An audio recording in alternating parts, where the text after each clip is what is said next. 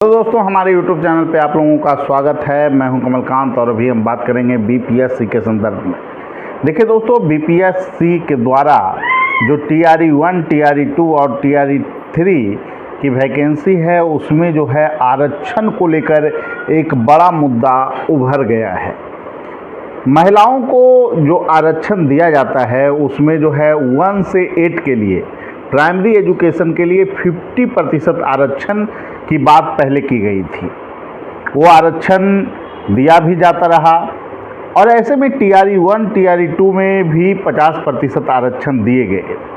लेकिन उसके बाद सरकार के द्वारा एक अलग नियम बनाया गया जिसमें कहा गया कि महिलाओं के लिए 35% जो रिजर्वेशन है वो सभी सेवाओं में लागू होगा।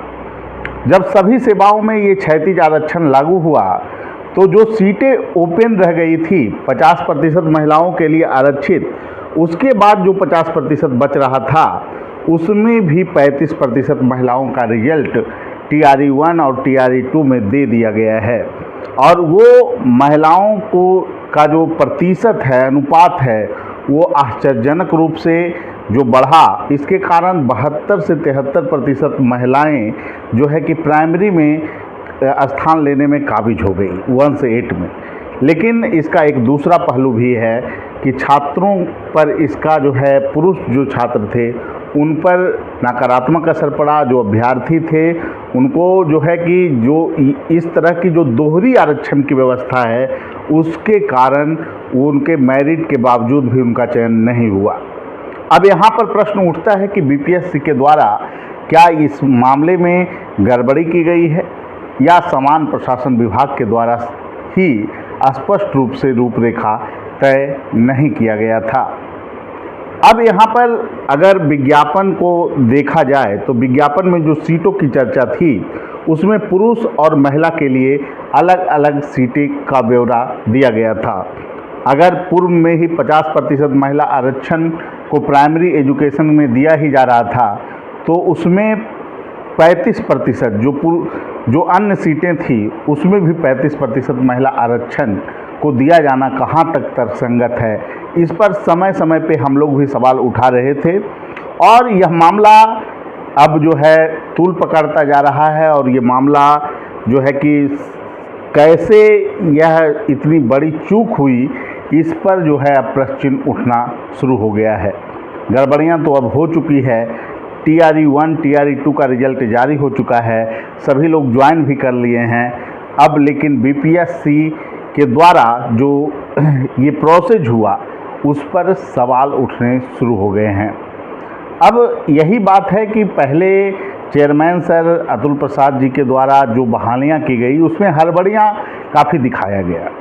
और सबसे बड़ी चीज़ ये थी कि जो मामले स्पष्ट नहीं थे उसके लिए संवाद समान प्रशासन विभाग से भी नहीं हुआ। बहुत सारे ऐसे मैटर थे जिसमें शिक्षा विभाग से भी संवाद नहीं हुआ और उसमें जो है बहुत सारे तय मानकों में कई परिवर्तन भी कर दिए गए। जैसे परीक्षा के नोटिफिकेशन आउट होने के बाद तरह तरह के समय पे परिवर्तन होना, हिंदी क्वालिफाइंग जो पेपर था उसके मार्क्स क्वालिफाइंग को जो है कॉपी चेक नहीं किया जाना, उसमें भी बहुत सारे लड़के फेल थे, उसके बावजूद भी वो मेरिट में शामिल हुए। ये तरह तरह की जो गड़बड़ियाँ हुई जिसको लेकर जो है कि अब यह समझ में आ रहा है कि चीज़ें बहुत गलत भी हुई है।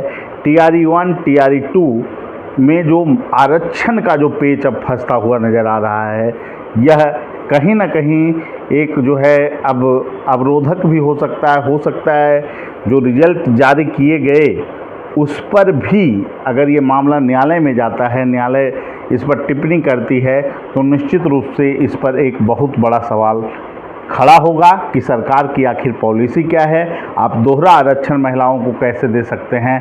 अगर प्राइमरी एजुकेशन में 50% पहले से ही आरक्षण मौजूद था तो फिर ओपन जो 50% सीट थे पुरुषों के लिए उसमें भी आपने आरक्षण 35% महिलाओं को क्षैतिज आरक्षण कैसे दे दिया?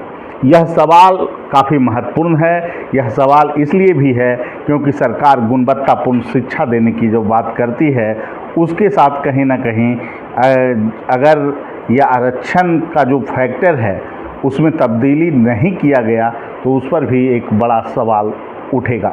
और यहाँ पर डीएलएड कर रहे पुरुष जो छात्र हैं उनको भी लग रहा है कहीं ना कहीं उनके साथ भेदभाव हो रहा है। इस पर स्पष्ट रूप से नीति बननी चाहिए कि आखिर सरकार की मंशा क्या है। आरक्षण का दायरा इतना भी नहीं बढ़ा दिया जाना चाहिए जिससे कि मेधा का गला ही घोट दिया जाए। इसलिए इस मुद्दे पर जो है स्पष्ट रूप से जो है कि नियम बनने चाहिए ताकि भविष्य में छात्रों के भविष्य से खिलवाड़ न हो। अब TRE 1 और TRE 2 के जो रिजल्ट हैं उस पर क्या प्रभाव पड़ेगा यह देखना भी महत्वपूर्ण होगा, क्योंकि यह मामला अब गंभीर बनता जा रहा है। समान प्रशासन विभाग की तरफ से एक नोटिस भी जारी किया गया है जिसमें कहा गया है कि BPSC के द्वारा आरक्षण के नियम को फॉलो नहीं किया गया। ठीक है, यही बहुत बड़ा मैटर है। इसमें जो है कि बहुत सारे लोग का कॉल आ रहा था कि सर ये मैटर क्या है। तो यही बातें हैं कि पहले से ही 2006 से ही एक नियम बनाया गया था जिसमें कहा गया था कि प्राइमरी एजुकेशन में महिलाओं को 50% आरक्षण दिया जाएगा। उसके बाद एक नियम आता है 2016 में जिसमें कहा गया कि सरकारी सेवकों के लिए, जितने भी सरकारी सेवक होंगे उसमें 35% महिलाओं के लिए क्षैतिज आरक्षण की व्यवस्था होगी। लेकिन यहाँ पर एक चूक ये हुई कि जो 50% आरक्षण पहले से ही प्राइमरी एजुकेशन में महिलाओं को मिल रहे थे वहाँ भी इसे लागू किया गया 35% क्षैतिज आरक्षण, जिसके कारण महिलाओं की जो आरक्षण की अगर देखें रूपरेखा तो 50 प्लस 17.5 लगभग जो है कि आपको 67.5% सीटें जो हैं महिलाओं के लिए स्वतः आरक्षित हो गई। आज प्राइमरी एजुकेशन के लिए जो रिजल्ट आया उसमें जो महिलाएं ज्वाइन की उनकी संख्या, उनकी तादाद जो है लगभग 70% से अधिक है। ऐसे में पुरुष जो छात्र हैं उनका कहना है कि यह कहाँ का न्याय है। जब दोहरा आरक्षण सरकार देगी तो कहीं ना कहीं ये पुरुष छात्रों के साथ भेदभाव होगा। अब देखिए इस पर क्या होता है। समान प्रशासन विभाग ने इस पर संज्ञान लिया है और इससे TRE 1 TRE 2 के रिजल्ट पर भी प्रभाव पड़ सकता है। आखिर इसे तय करना सरकार का काम है, आयोग का काम है, न्यायालय का काम है। आगे की रूपरेखा क्या होती है यह देखना जो है कि महत्वपूर्ण होगा। अगले वीडियो में मिलेंगे अलग मुद्दे के साथ। ठीक है, सभी लोगों को धन्यवाद।